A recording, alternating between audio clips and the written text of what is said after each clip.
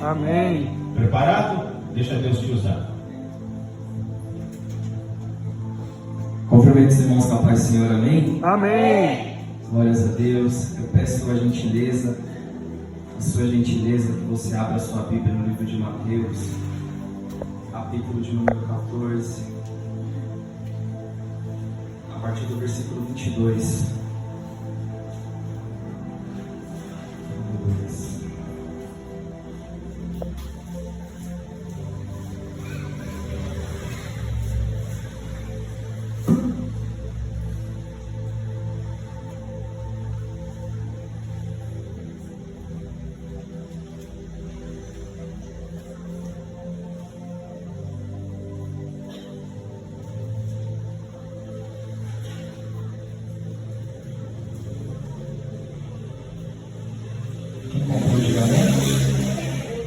Glórias a Deus, aleluia. Iniciando a leitura a partir do versículo 22. E logo Jesus compeliu os seus discípulos a entrar no barco e passar adiante dele para o outro lado, enquanto ele despedia a multidão. E despedida a multidão, ele subiu para o monte para orar à parte. E vindo a noite, ele estava ali sozinho. O barco, porém, estava no meio do mar, agitado pelas ondas, porque o vento era contrário. Mas à quarta vigília da noite, Jesus foi até eles, andando sobre o mar. Quando os discípulos o viram andando sobre o mar, eles perturbaram-se, dizendo: é um espírito, e gritaram de medo. Mas imediatamente Jesus falou com eles, dizendo: tende bom ânimo, sou eu, não temais. E Pedro respondeu e disse: Senhor, se és tu, manda-me ir ter contigo sobre as águas. E ele disse: vem. E Pedro, descendo do barco, andou sobre as águas para ir até Jesus. Mas ele, vendo que o vento era forte, teve medo, e começando a submergir, clamou, dizendo: Senhor, salva-me. E imediatamente Jesus, estendendo a sua mão, segurou-o e disse-lhe: homem de pequena fé, por que duvidaste? E quando eles entraram no barco, o vento cessou. Então os que estavam no barco, vindo, o adoraram, dizendo: verdadeiramente tu és o Filho de Deus. Amém?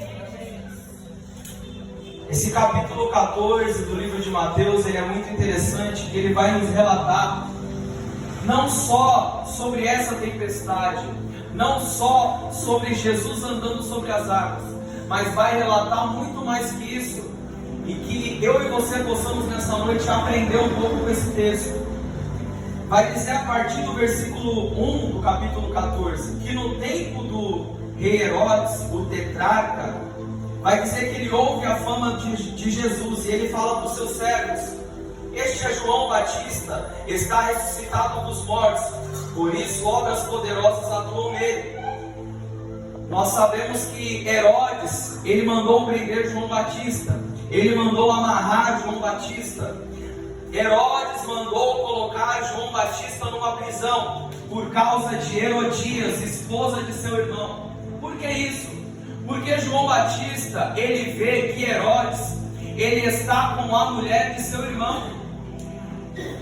João Batista vai ver que isso é errado. Ele vai falar: olha, isso que você está fazendo é errado.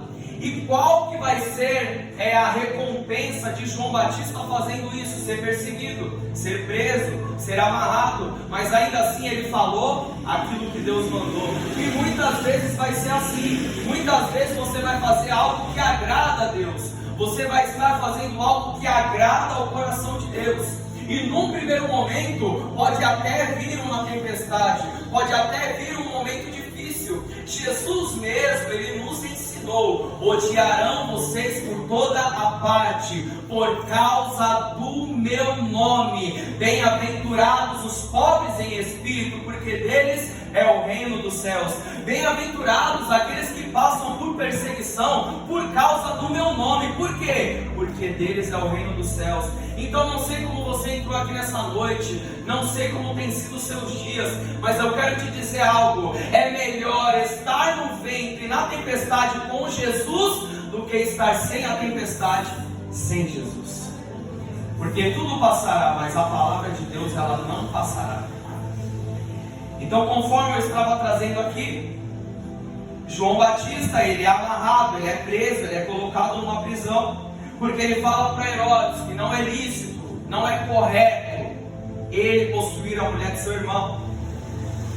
E vai dizer que Herodes, ele queria matar João Batista, mas ele tinha medo do povo, porque o povo daquela época, muitas pessoas admiravam João Batista. Por quê? Porque João Batista era um homem de Deus, João Batista era um homem correto, João Batista fazia tudo perfeitamente do jeito que Deus mandou.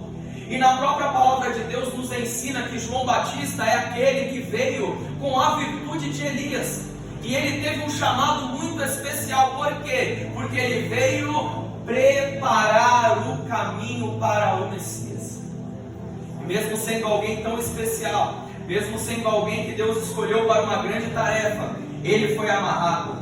Mesmo sendo alguém que Deus escolheu para uma grande tarefa, ele foi preso.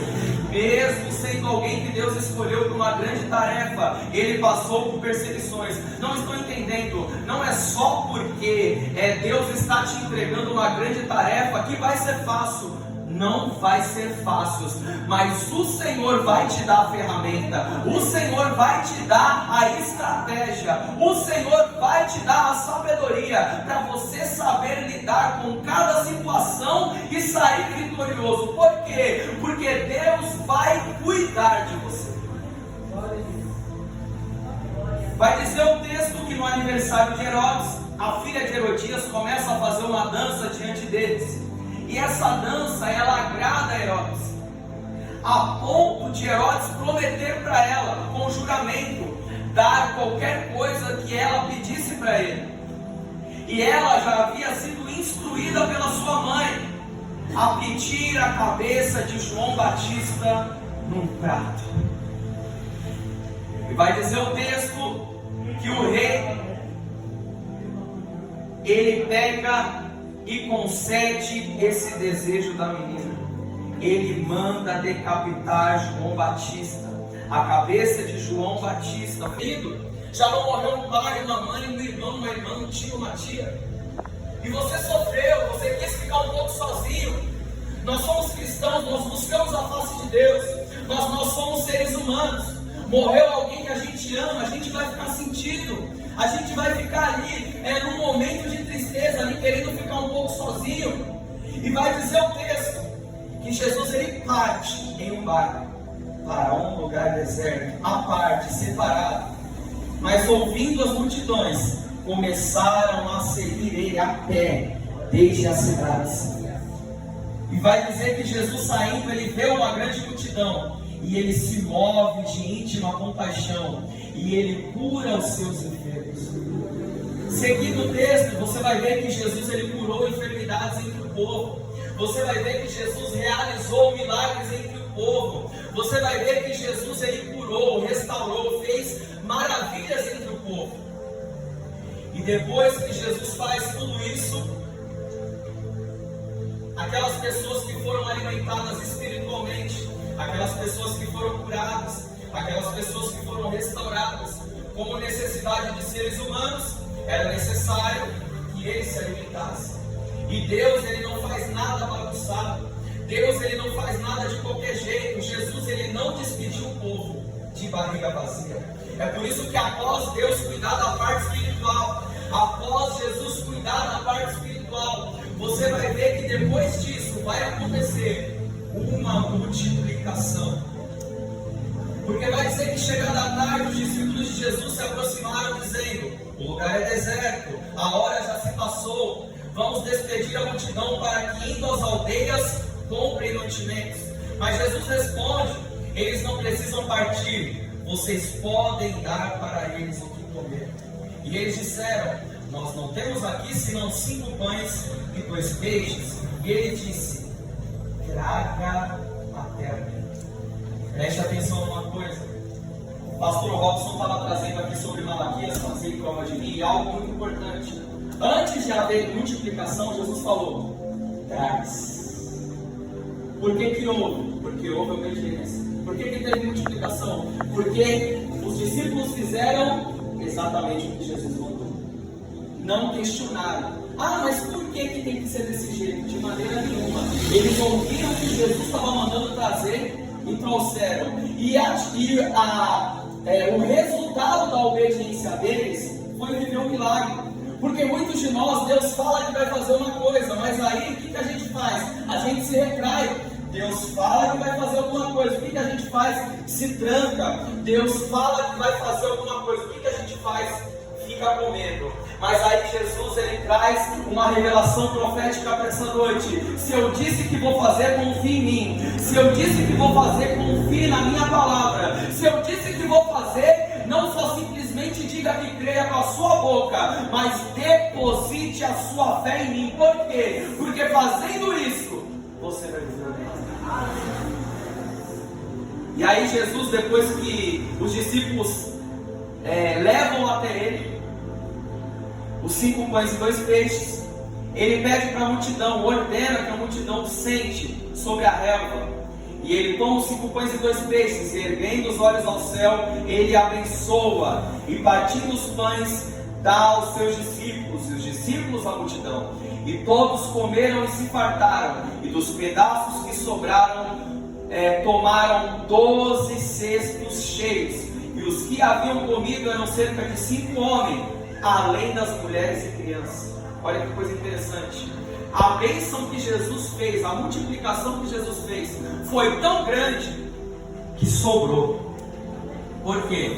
Porque o alimento que Jesus te dá hoje no culto, na pregação, o alimento que é entregue a você no louvor, quando você recebe uma palavra, não é um alimento para te sustentar só hoje, mas é um alimento que sustenta a sua alma. É por isso que Jesus, ele fala para o adversário no deserto: nem só de pão viverá o homem, mas de toda a palavra que sai da boca de Deus. Você aguenta ficar 1, 2 dias sem comer arroz e feijão, mas a partir do momento que você fica sem comer do verdadeiro pão, do verdadeiro alimento, você começa a ficar fraco, você começa a ficar sem força. Mas a partir do momento que eu como desse alimento, a palavra é revelada, o Espírito Santo fala comigo, o céu se abre na minha casa quando eu abro a palavra. E por que eu trouxe essa introdução? Para nós entendermos o que está acontecendo no começo, a partir do versículo 22, falando sobre a tempestade. Porque vai dizer que Jesus compeliu. Compelir significa arrastar, ordenar, ou seja, ele deu uma ordem: olha, vocês têm que entrar no barco. Tem uma outra tradução bíblica que diz assim: ele insistiu. Muitas vezes Deus, ele insiste para que nós que a gente insista em algo para fazer a vontade dele. Muitas vezes Deus está falando para a gente fazer alguma coisa e muitas vezes ficamos retraídos. Ele ordena. Não era a primeira tempestade. Na primeira tempestade, Jesus está dormindo na polpa e os discípulos vão até ele e dizem assim: mestre, estamos perecendo. E aí ele manda o mar se acalmar, o vento cessar, e ele fala: homens de pequena fé. Na segunda tempestade ele fala: olha, na primeira eu estava no barco, mas na segunda vocês vão subir outro degrau espiritual. Entra no barco, porque depois eu vou me revelar para você. É interessante que quando Jesus ele dá a ordem, quando Jesus fala para os discípulos: entra no barco, ele não fala o que vai acontecer no caminho. Por quê? Porque muitas vezes, se Jesus fala para nós o que vai acontecer no trajeto, o que vai acontecer durante o percurso, eu não vou querer entrar no barco. Mãos humanas, ele habita dentro de nós. Nós temos que entender que dentro da casa de Deus, o Espírito Santo, ele se revela e ele opera em você. Depois que Jesus ele despede a multidão, ele foi para o monte orar, para orar à parte, ou seja, orar sozinho. E vindo à noite, ele estava ali sozinho. A oração é algo muito importante. A palavra de Deus, ela nos ensina que Jesus, ele despiu-se da sua glória, habitou nesta terra. É por isso que o seu nome é chamado de Emanuel, Deus conosco. Morreu pelos nossos pecados, ressuscitou ao terceiro dia.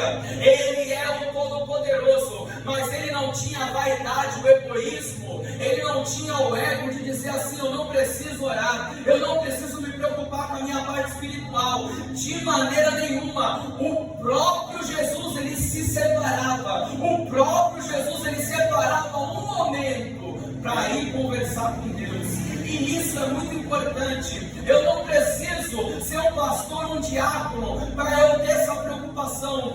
Nós, como cristãos, temos que ter um momento com Deus, buscando Ele, ouvindo Ele, lendo a sua palavra. E vai dizer o texto que quando o barco está no meio do mar, ele começa a receber pancadas, ele começa a ser agitado pelas ondas. Por quê? Porque o vento era contrário. É interessante que o vento veio somente no meio do mar,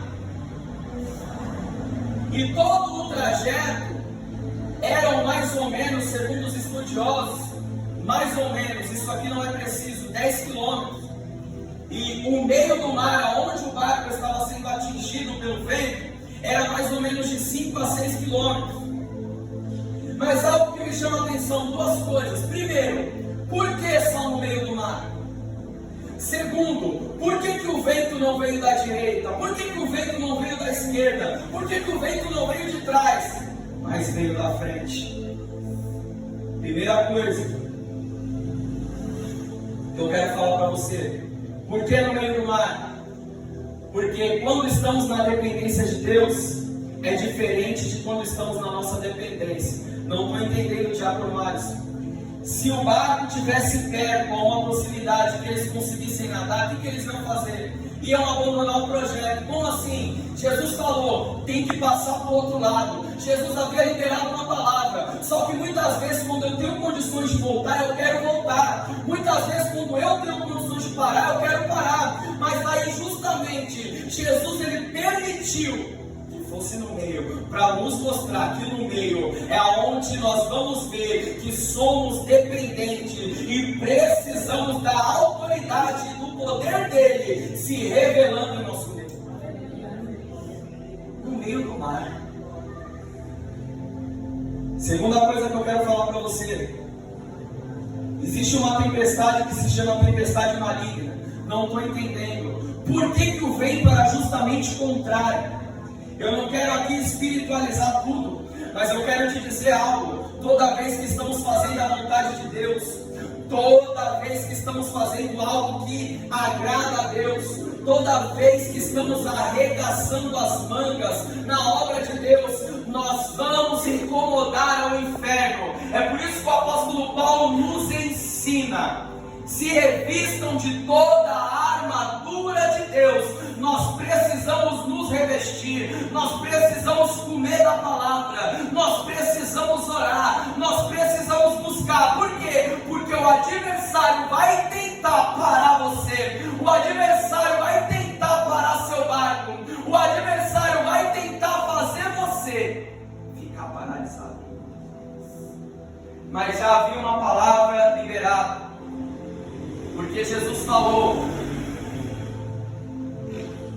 para os discípulos passar adiante dele para o outro lado. Já havia uma palavra liberada. Não estou entendendo, Diácono Alisson. O adversário pode até tentar parar o barco, o adversário pode até tentar parar o projeto de Deus acerca da sua vida, da sua história, mas entenda uma coisa: já havia uma palavra liberada. Passem ao outro lado. O vento se levantou, a tempestade se levantou, mas a tempestade não parou a ordem de Deus, a tempestade não parou a palavra de Deus, a tempestade não parou o plano de Deus. Por quê? Porque a vontade de Deus é boa, perfeita e agradável, e todas as coisas cooperam para o bem daqueles que amam a Deus.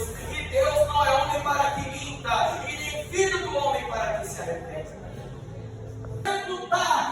vontade dele acerca da tua história. Jesus viu. Segunda coisa que me chama a atenção, Marcos vai dizer que eles estavam remando. Quem é que quer remar quando o vento está contrário? Mas aqui isso nos mostra que esses discípulos estavam empenhados em obedecer e cumprir o que Jesus falou, porque Jesus falou o quê? Passem para o outro lado. Eu fico imaginando eles vendo o vento vindo e dizendo assim: não, o mestre falou para chegar ao outro lado, o que vamos fazer? Mas aí um olha para o outro e fala: tem remo no barco, então vamos remar. Tem estratégia, então vamos executar. Tinha remo, eles começaram a remar. Chegou um momento que eles estavam exaustos e Jesus vai na direção deles. Por que eu trouxe o remo? Porque muitas vezes temos ferramenta dentro de casa e não usamos. Não estou entendendo. A Bíblia é uma ferramenta, a oração é uma ferramenta, o nosso diálogo com Deus é uma ferramenta. Então entenda uma coisa: olhe para a dimensão espiritual. Está passando por uma prova, não olhe simplesmente para um lado para o outro e diga que não tem solução, e diga que não tem saída. Coma da palavra, se alimente da palavra, faça uma oração, busque a face de Deus. Por quê? Porque a palavra de Deus vai te alimentar, a palavra, o Espírito Santo vai te revelar, e a sua oração será respondida da parte de Deus. Então muitas vezes temos a ferramenta, e aí Jesus está falando: pega a ferramenta, usa a ferramenta, coma a palavra.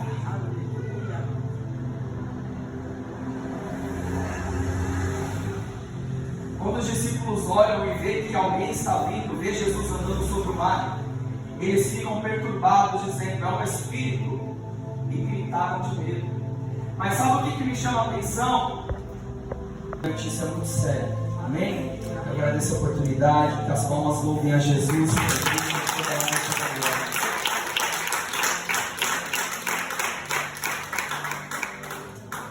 Eu vou cantar um hino. Eu peço para você me ajudar, tá bom, meu irmão? Aleluia.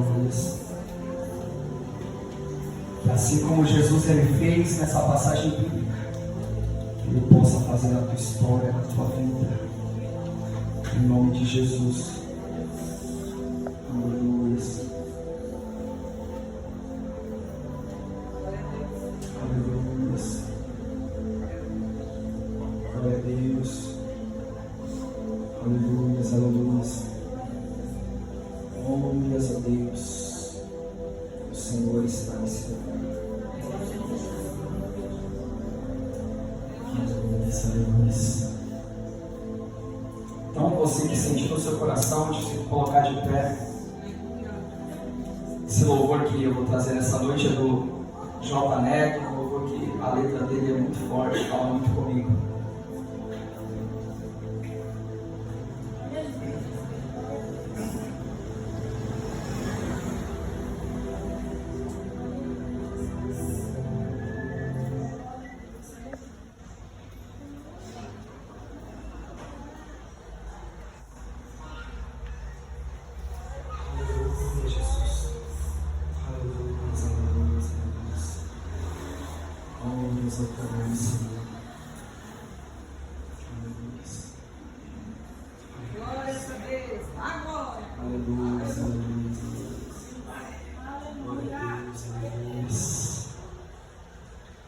Para que entre o Rei Jesus, o Rei da glória.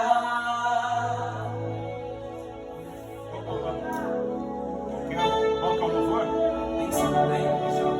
Quarta.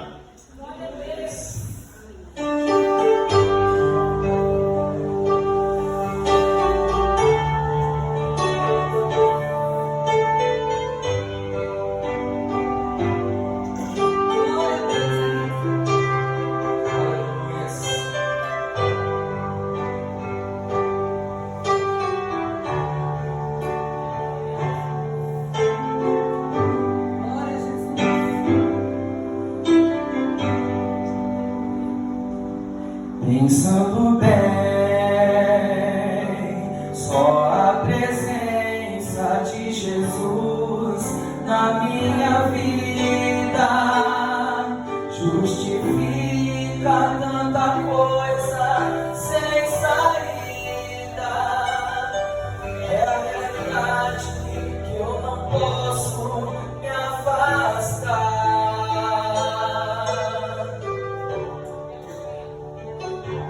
Sua presença me encoraja, me anima todo dia. Sem Jesus Cristo eu não sei o que seria. Um vivo morto sem poder me levantar.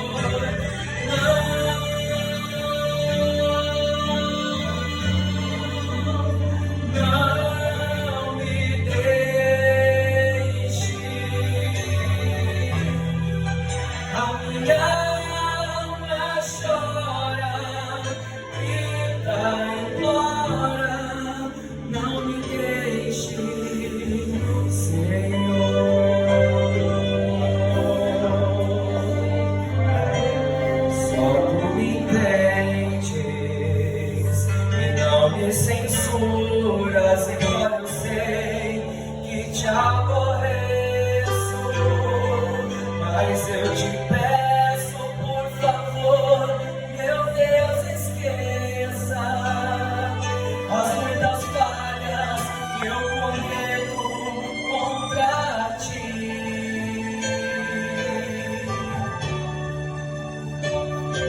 Se for preciso me exortar, falar comigo, estou ouvindo. Fala comigo, acordado ou dormindo, ou aqui mesmo, se quiseres, quero ouvir.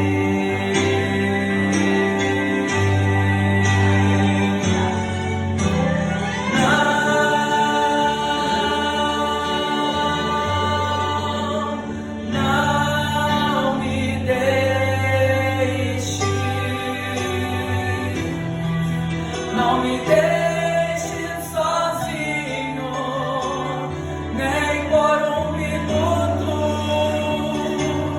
por favor.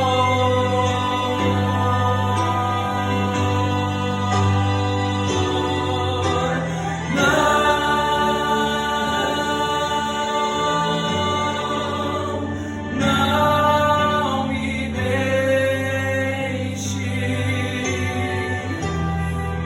A minha alma chora, grita e implora, não me deixe, Senhor.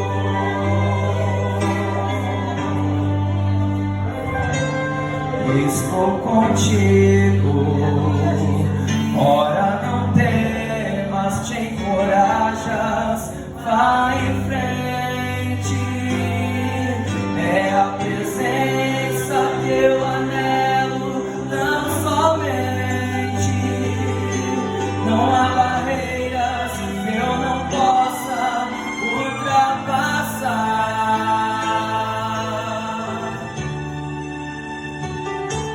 Mas se estou fraco, ó, me escondas em tuas asas, vem ser.